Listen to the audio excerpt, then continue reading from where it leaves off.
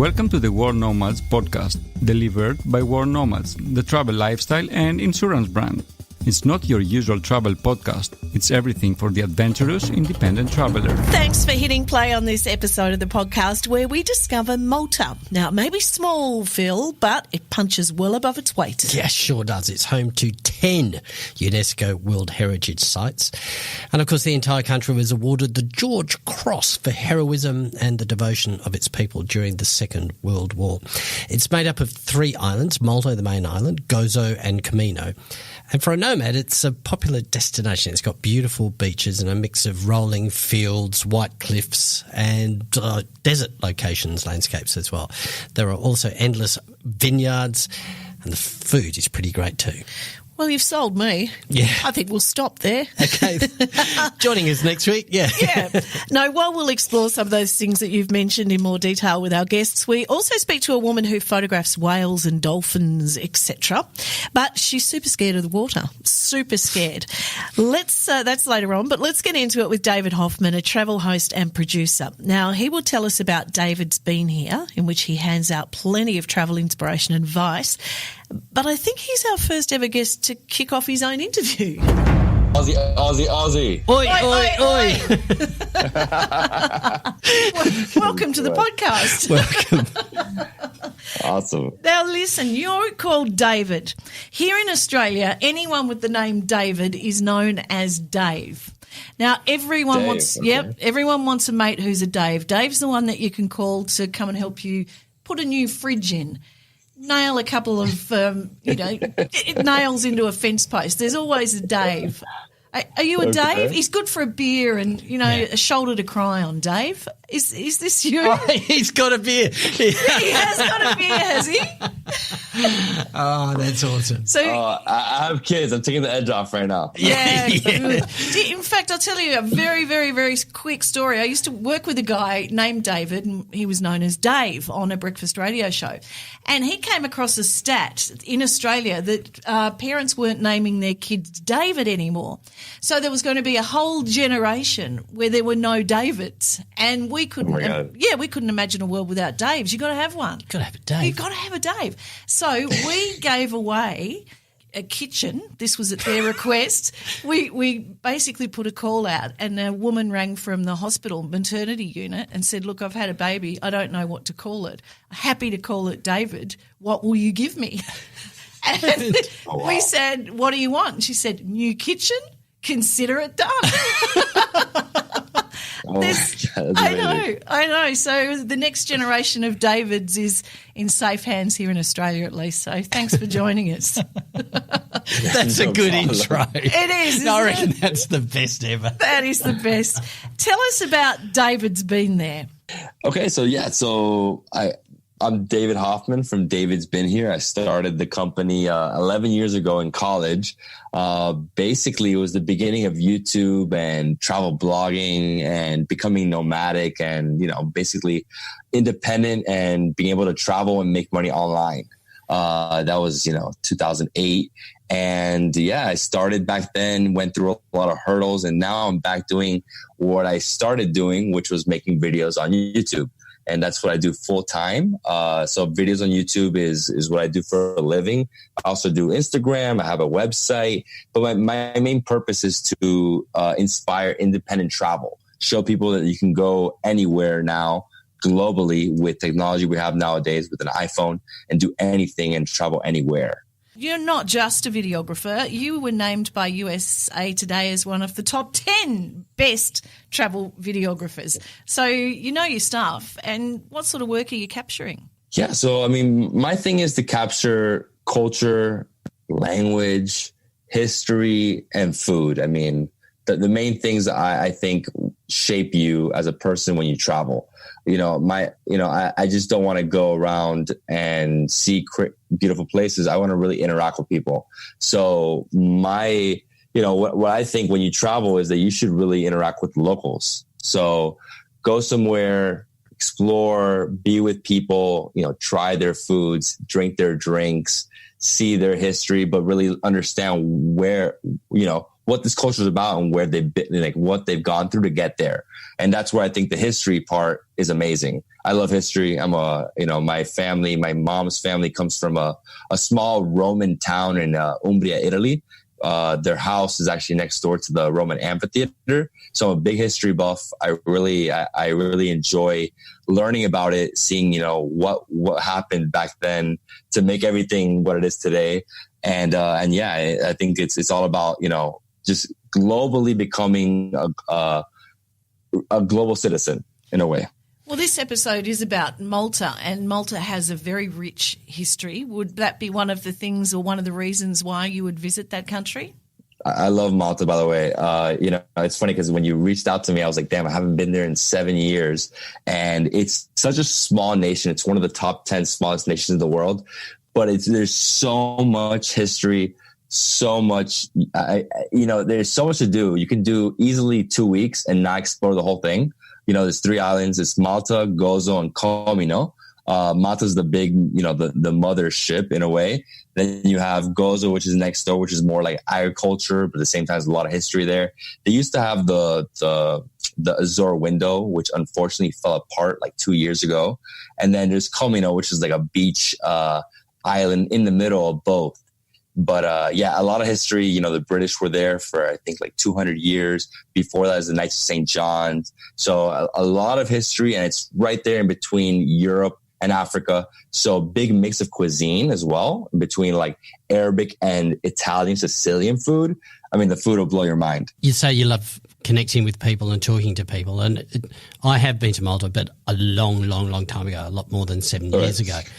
But if you want to have a chat with somebody, Malta's a good place to go. They don't mind a chat, do they? Really? Oh, they love a chat. It's really easy to strike up a conversation with somebody in Malta. And even though they've got this sort of cross language that's, Italian, Arabic, there's a lot of English? Yeah. Yeah, because the British were there. So, I mean, they're all fluent. I think it's a second language for them. Oh, that's nice. So when you're having a feed, do you say a feed or something to eat? Sounds a little more polite, doesn't it? Or something to drink. If you're travelling on your own, it's not hard to strike up friendships. What are you laughing at? I'm laughing because your accents, it's the same thing in Malta. In Malta, because it's ex-Commonwealth, it was British. So it does have, they speak British, but with a little bit of a dialect in a way. It's really nice. Do you find the Australian accent, because Phil and I struggle sometimes with the podcast with pronunciations, right? Not because we are uneducated. Uneducated, yes. But it's just that as Australians, we just can't seem... It's all those hard vowels that you get in Australian language. We just sound like something from another country, literally. Well, I'm from Miami, and this is a whole different ballpark. Yeah, I guess it is. But as an example, in an earlier podcast, I said the Champs-Élysées. But that's all the kind of, how much champ in your Elysee do you need? Do you know what I mean? Champs-Élysées. It just doesn't come natural to us. Well, there's some of those words which are, like a shibboleth. See, I'm showing off my education here. There's a road in my suburb which is called Beecham Road, but of course it's spelt Beauchamp. Yeah, right. But it's pronounced Beecham. So one of those sort of things. I'm not a total ignoramus. He's out to impress you, David. All right, tell me more about Malta and this idea that what you capture supports the independent and adventurous traveller, which is what World Nomads is all about. Okay, yeah. I mean, look, as an individual, like an independent traveller, it's just something that you have to think, what can I do? How do I get around? Especially doing it on your own without tours. And Malta's very easy. I mean, everything is a 30-minute drive. Nothing's farther than that. You can stay in Valletta, which is the main capital of the country. And from there, you can go either to Marshallock, which is like a beautiful fishing village. From there, you can also go to the Blue Grotto, which is right next door. You can take a boat ride into there. It's a huge cave in the water. There's the Hypogeum, which is 5,600 years old, which is one of the oldest necropolises in the world. That's another like marvel on its own. And then in terms of like food, like I said before, it's a huge mix. I'm half Italian, so I love Italian food, but the mix with the Arabic spices, it's so different. It's so unique in terms of how they mix, like rabbit and, seafood as well with risotto. And then, again, like getting around is something that I always look at, how far is everything? Do I really want to drive 3 hours to go on a day trip? No, this is a place where you can go to a beach half an hour away, be there 2 hours, and then go somewhere else and be in a historical city like Medina, which is the historical capital, which was I think it's 4,000 years old in itself. And that place, I mean, I stayed in a boutique hotel there, but it's so beautiful and it's very old streets, lots of little cafes. There's bars as well. So if you're I guess a millennial, 20 to 40-year-old, and you want to go and party at night, it's another place you can go and step out of the main, tourist attractions, which are I guess more tourist central. This is more like locals. Which of the three islands was your favorite? So my mother's from this place called Gubbio, and it's more like a town. So I'm a city guy because I'm from Miami. I love the high paced stuff, but I like Gozo because it's more chill.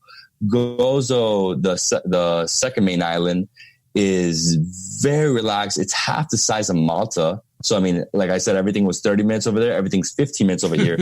You have, tiny. Everything's a village, but you can go to a farm, stay on a farm in one of these bed and breakfasts. They have, plum wine. They have these grappa wines. They have salt, on the water, some old Roman, salt mines. Here you have Victoria, which is the capital, which is now named Rabat, which also is a mix of Baroque and also what's it called? St. John's, when these guys conquered the island back in the 16th century. So, I mean, I like it there. It's more calm. Malta's more everybody's in Malta. Everybody go to Malta and go for 3 days. This is more if you have some more time. I'd come here with kids, Well, you've created a great picture, and I'm glad that we've been able to take you on a trip down memory lane. And given that you found our accents so funny, is there anything that you'd like to ask Phil and I about Australia? I've been to Australia only once, and when I landed in Darwin. That's a hard entry into Australia, isn't it? Yeah, that is a hard entry. I love Sydney, by the way. It's one of my favorite. The ferry system there is amazing. You're going to have to come back. Yeah. I know. It's so far. It takes me 30 hours to get there. I think Kim's offering a bed there as well, mate. You guys are so Aussie. Here for you anytime, Dave. Always a beer in my fridge. Thank you so much for chatting to us. I really enjoyed that chat, so loved it. Still to come, find out, though, why Phil here believes he can never drown. Yeah, no, not me. I'm not scared of the water. When I was born, what they say was a veil on my face. So my face was in a bag. Some people say it should still be in a bag, but it was in a bag of skin, so it looks as though I was born with no facial features. Curious how that relates to Phil believing he can never drown is in a later chat with Rochelle about facing your fears. But right now, Stacey McKenna, she's written an article for us on how to go beyond Malta's capital of culture. I had sort of been obsessed with Malta for, I'd say, a decade before I went. That obsession really came from the language, from these really, really ancient sites that are scattered all throughout the archipelago.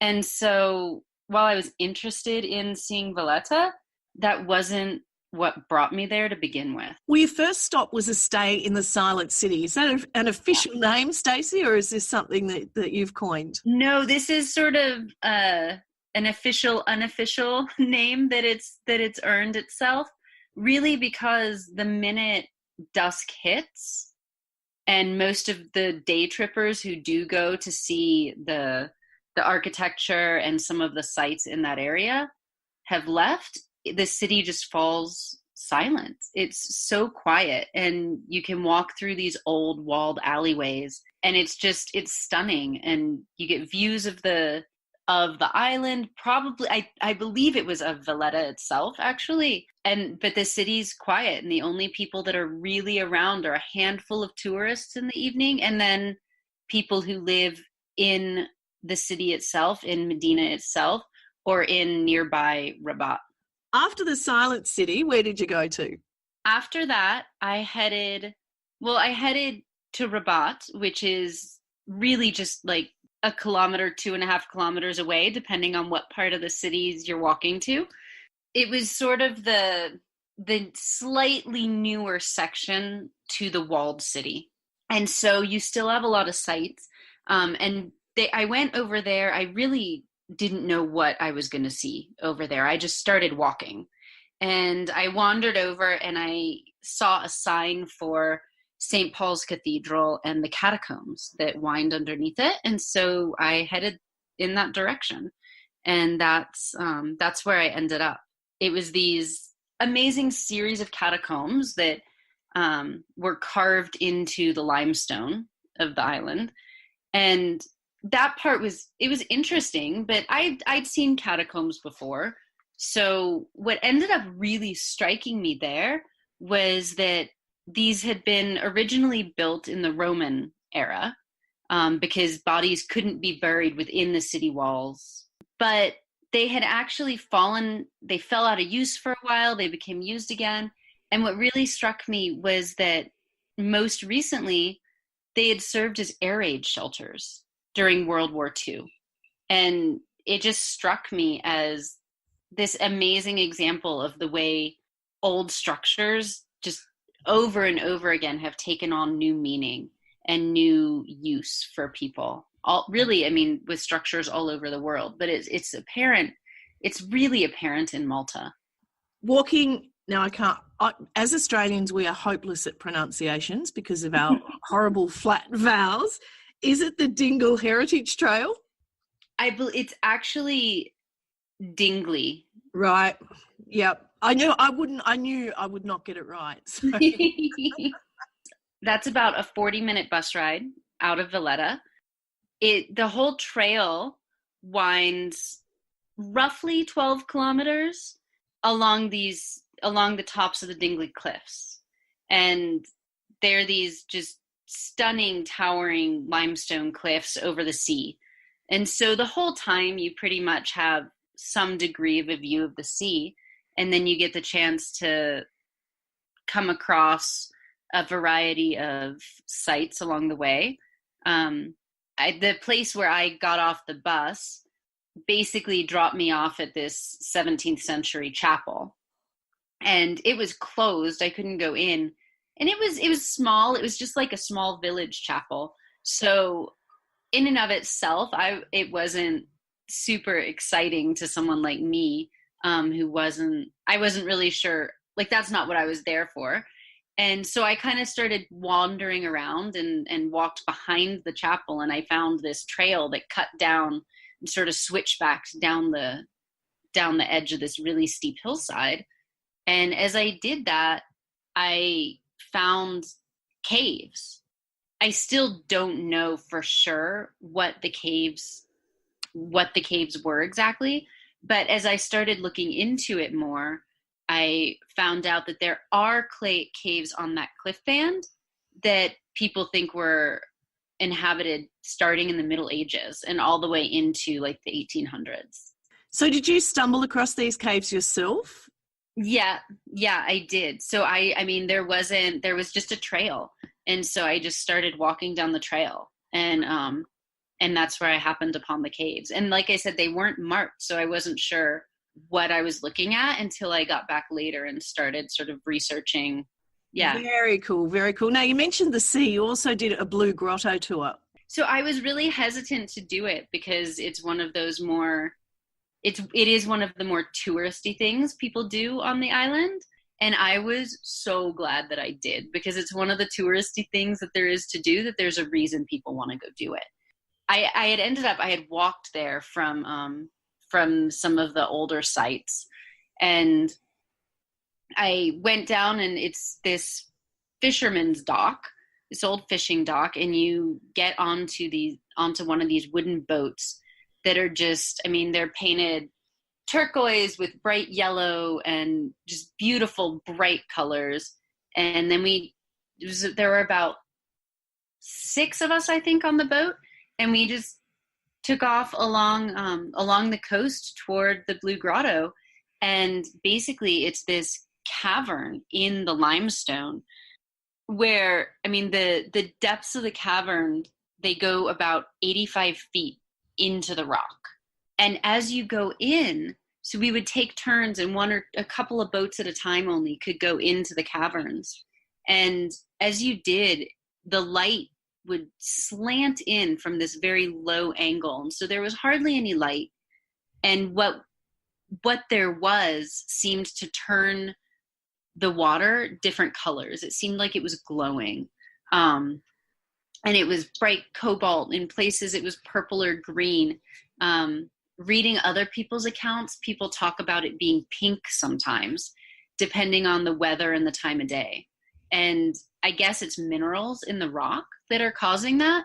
And then I assume combined with the way that the light filters in at such a low angle. Well, you say it's a touristy thing to do, but, you know, even if you're traveling as an adventurous and independent traveler in France, you get to Paris, you want to see the Eiffel Tower. Exactly. Yeah, exactly. And like I said, it's, you know, some things draw people because they're really special.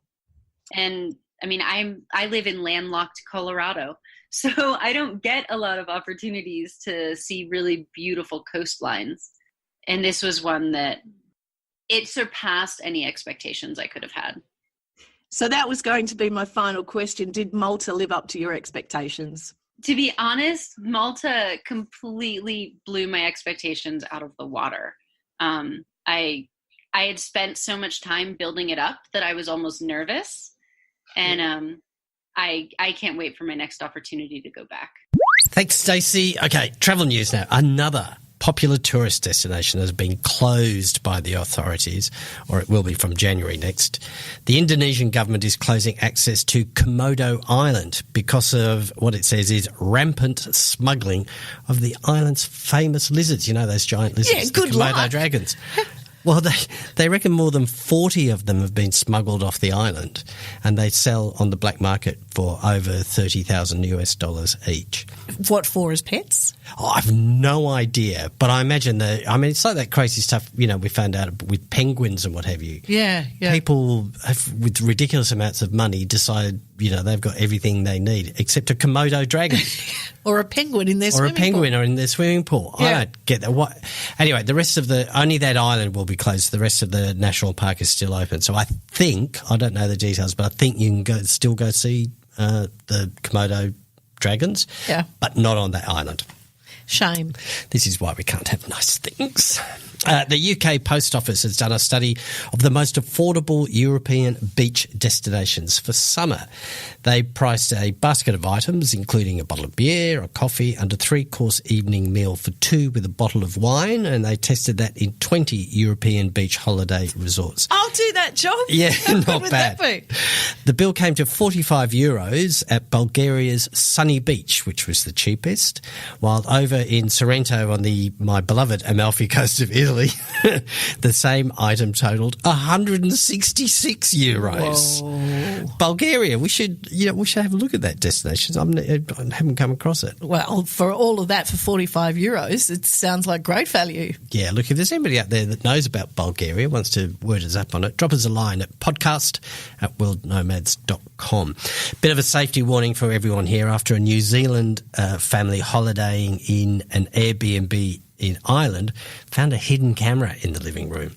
The father connecting to the Wi-Fi found a device called IP camera connected to the same network, and he was able to hack into it and see himself and his family standing there. Look, that's not a bad tip when you check into rented accommodation. Check the devices connected to the Wi-Fi network, and if there's something sus on it. That is a massively good tip. Thank you. Yeah. All right. Well, they moved out straight away, and they're in an argument with the bloke about it. But, you know, they've got the evidence. There we are on your camera, mate. Yeah, that's not on. How old were you when you got your wanderlust, Kim? I do remember this distinctly. It was when my grandmother went to New Zealand and she brought me back a tiki and also music Maori music. Oh, right. And from that moment on, I wanted to visit New Zealand. I've been 3 times since, so can't remember, but around 12. All right. And when did you start travelling on your own? What age? 20s. Yeah. Sort How of. about this? Yeah. 8 years old. On your own?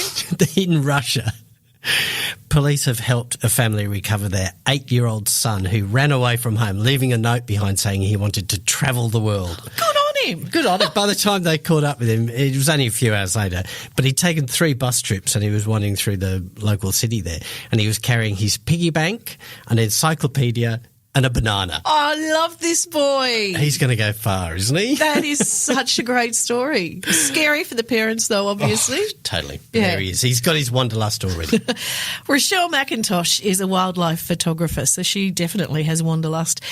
She takes photos also of whales and sea life, but the thing is, Phil, she's afraid of water, so she faces her fears every time she gets on a boat in the line of duty. We reached out to Rochelle after our podcast featuring Susan Spann, who's living in Japan, attempting to climb 100 mountains in a single year and writing a non-fiction book about facing your fears of pursuing dreams. I love shooting marine mammals and getting in the water with them when I can. The reality is I'm absolutely petrified of the water. And no matter job. no matter what I do, I just can't get over it. So the thing is, I do try actively to face it and to different things to try to fix it. I am actually next week starting another snorkeling course where I'll have personal instruction to try to troubleshoot anything that I might be doing wrong. But interestingly, it was probably a few days ago, I discovered this thing and it's called the Mammalian dive reflex.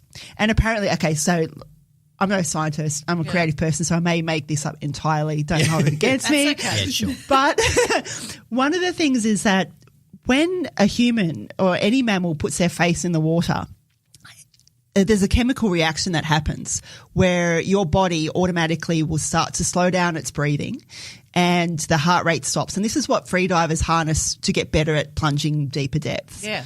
And a lot of cognitive behavioural therapy for anxiety will kind of advocate that kind of process as well to kind of alleviate the anxiety.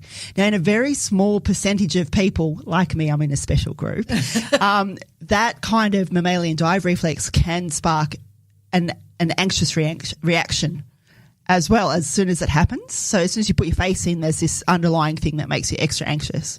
Yeah. And knowing that this is a chemical and biological thing, it's kind of made me feel a lot more free because it's not me trying to work out, oh my God, like there's something crazy psychologically wrong with me. This is a physical reaction. And now I feel empowered that I can probably try something to outsmart it. Does that make any sense? Oh, Yeah. it totally makes Yeah. sense. It's not really your fault. No, it's You're a mammal. Everyone's scared of jumping into deep water and sharks and, all those things in water that can sting you and bite you. That doesn't worry you. Oh no. What worries you? The water, the actual water. Like water is the most powerful force on the planet. Have you seen the Grand Canyon? That was created by water. So basically, once you get in that water, you have to surrender your entire control and just know that there's just mysteries, man. there's just things in there. There's currents, and it's a very powerful thing. And Yeah, no, not me. I'm not scared of the water. And that's kind of a psychological thing as well, because when I was born what they say was a veil on my face. So my face was in a bag. Some people say it should still be in a bag, but it was in a bag of skin. So it looks as though I was born with no facial features. And according to, old wives' tales, that means you'll never drown. If you keep that skin and put it in a jar, sailors will buy it from you as a good luck charm and things like that. I've never heard of this. Yeah. This is insane. So That's amazing. I know. So I've always been told this story Have you as got a the child. skin? No. The midwife threw it in the fire. Yeah. In the fire? I was Were you born? Tell us how you were born. I was born in. My parents are English. I was born in England. Yeah. I was born in the front room of our house, as was the practice then. That you had your first child in hospital, and then because you knew how to do it, you'd have your second one at home. You're a home birth. So my brother was born in hospital, and I was born in the front room via a midwife. Sorry with, for laughing. with no face. Front room with no Faceless. face. And the fire was on and this skin was thrown in there. I was born in the British winter in February. So, It explains a lot. And having heard this story, many, many, many times growing up, it kind of becomes a self-fulfilling prophecy. Of course. I can't drown because I was born with a veil on my face, so I'm not frightened of the water. Let's try that after we've finished chatting to I'll see if I can drown in this glass of water. Exactly.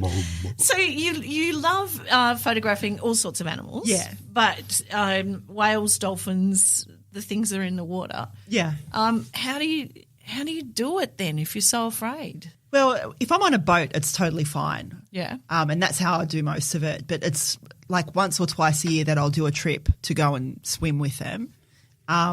And that, look, it's not pretty. I'm not going to lie. I find it really hard and confronting, and I'll shake like an idiot, really. Yeah. Especially when I'm with my friends who are all very confident in the water, and everybody who I go with, they're close friends of mine, and they know that this is a thing for me.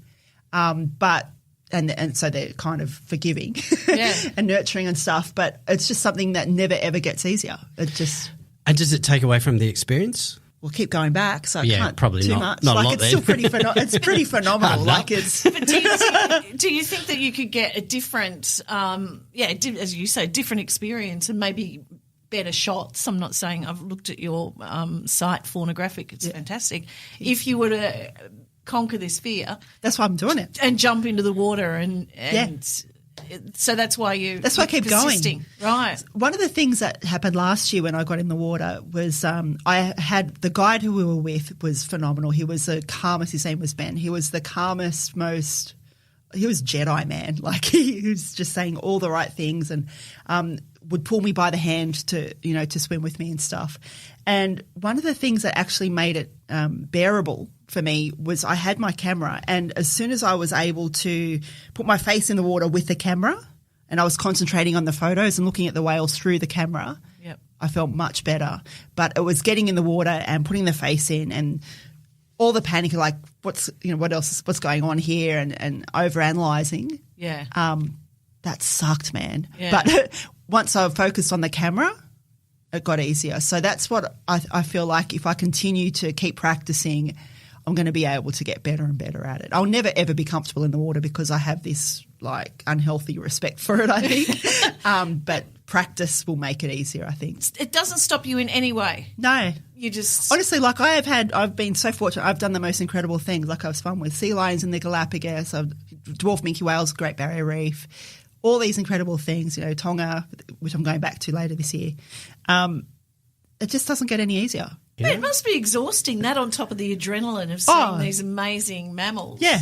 Like once you put your like you're in and you kind of relax, and the mammals, like the animals themselves, like I can't actually explain. I just bawl. It's just there are no words to describe how magical it is. Like when I got in last year in Tonga, this huge, like these humpback whales are like the size of a bus, right? And this humpback whale brought over her calf, which is the size of a hatchback, to have a closer look at us. And she came, you can't really see this, but within arm's length of me, she came that close to me, and her pectoral fin is huge. They could just kill you with one little absent-minded flick of it. And she basically just raised it really gently in the water over my head so she didn't touch me. And just knowing, like having that kind of interaction, it blows my mind. Like that's what makes me get on a boat. Any ethical concerns there about interacting with the animals, even though they're the ones initiating it? Yeah. I always think about that because, like, what's in it for them, really? But one of the things in Australia and in Tonga and all over the world is there are very strict rules in place about how close you can get to the wildlife, and all whale interactions are led by the animals. So you get in the water, these animals are huge and they're fast and they're in their own element. If they don't want to know you, they're going to take off. As long as you're respectful and you follow the rules and take your cues from them, I don't have a problem with it. And don't ever touch them, like that sort of thing. Like just have a healthy respect. So you face your fears for your passion, and it doesn't stop you from travelling and experiencing. No way.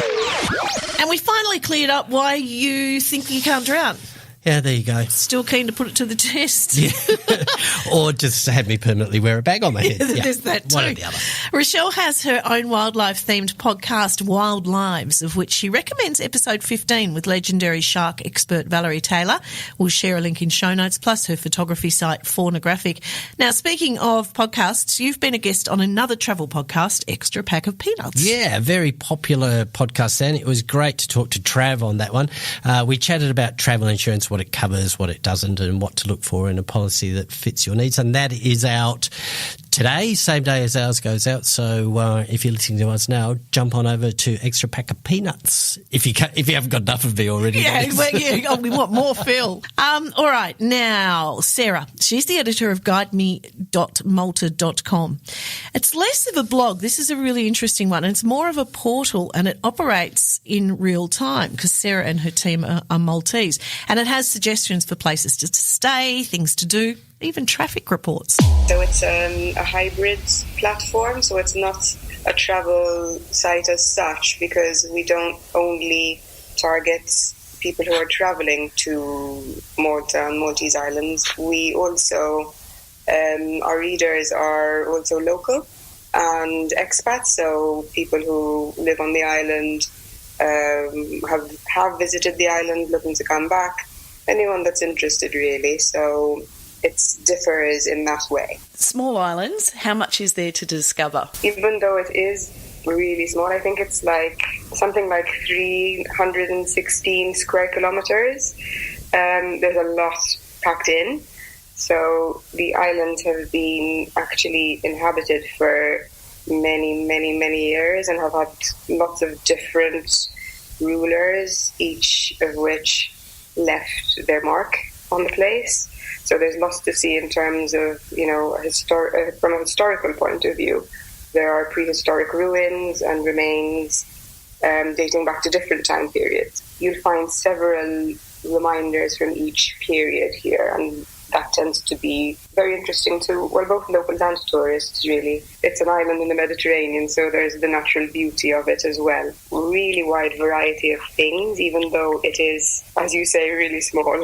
Being a local then, this statistic blew me away. There are over 329,000 vehicles registered in Malta, which is a huge number considering 425,000 people. Why the fascination then with cars? It's embarrassing, but I think there are several reasons for it, really. It's not just down to any one thing. The first thing I'd say is probably the less than perfect public transport system. There's been talk of introducing different systems over the years, like trains or trams, but none have really gotten off the ground as yet. Apart from that, the Maltese are known to be a little lazy, or shall we say laid back, as people. So anything too strenuous, such as walking or for a long distance or cycling under the hot summer sun, isn't the most attractive prospect. And to be fair to us, with a lack of bicycle lanes and proper infrastructure for cyclists, which is another thing that is being worked on, it sadly isn't really incentivized either. So alternatives to cars by government and the authorities. So cars just become the most convenient option for most, I suppose, for their daily commute. And I work with a guy whose family is from Malta. He was born there, but he lives in Sydney, and he said there's also a fascination with, well, not a fascination, but an enjoyment of eating rabbits. Oh, yes. It's one of our traditional meals. It's more of an event, really. We call it a fenkata, which is a rabbit meal, where the family traditionally gathers and goes together to one of these places, usually in the north of Malta. Back in my parents' generation, a lot of Maltese families used to actually breed rabbits at home. My dad did as well, being an animal lover, but he could never bring himself to obviously kill them for food. But every Maltese person has a family story of a pet bunny called Snowy going missing and then having a lovely rabbit meal and not making the connection until sometime later. So in closing, small island but packs a punch. I would think so. I mean, as I said, I've lived here my entire life really. And there are still areas, there are still places that I enjoy going with my partner. It's a hobby we have where we act as tourists in our own home. So obviously with the site as well, it makes it all the more interesting to discover new places and tell people about them. But there is still areas and buildings and histories, so many things that I'm still discovering now. So it really does pack a punch, yeah. Okay, well, that almost brings us to the end of the podcast. But given David earlier on in the episode found our Australian accent so funny, you might like to listen to our podcast episode on Australia. Well, White Cliffs in general is one of those, uniquely Australian places in that, just like Cooper Pedy in outback South Australia, most of the local residents live underground because of the incredible temperatures that happen all year round, but particularly in summer. So you rock up to White Cliffs and drive in and you don't really see many people around, but people do live there. They're just all underground. I love White Cliffs and its lunar landscape. Oh, you've got to go, absolutely. A link to the episode in show notes. Now you can get the World Nomads podcast on iTunes. You can download the Google Podcast app. Please subscribe, rate and share and tell your friends about us. Next week, Scott Wilson, host of the TV shows Departures and Descending. See ya. Bye. The World Nomads Podcast. Explore your boundaries.